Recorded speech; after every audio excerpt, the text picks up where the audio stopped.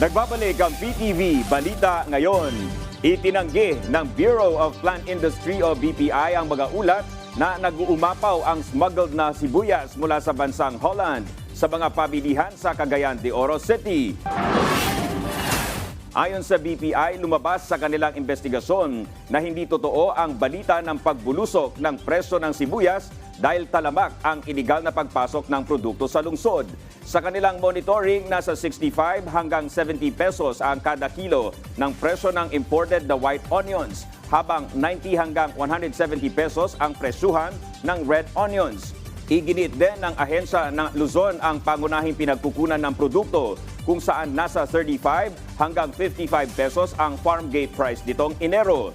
Samantala, humingi na rin ng tulong ang BPI sa PNP at NBI para mas paigtingin pa ang pagbabantay at beripikasyon kung may nakakapasok ngang smuggled onions sa lungsod.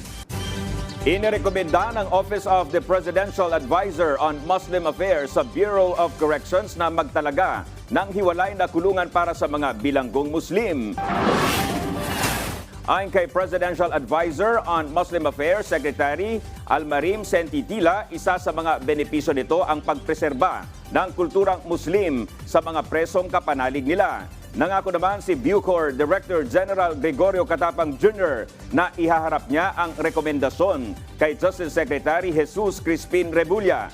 Tiniyak din niyang malayang nakakapagpahayag ng pananampalataya ang mga bilanggong Muslim at sinigurong mga pagkaing halal ang inihahain para sa kanila.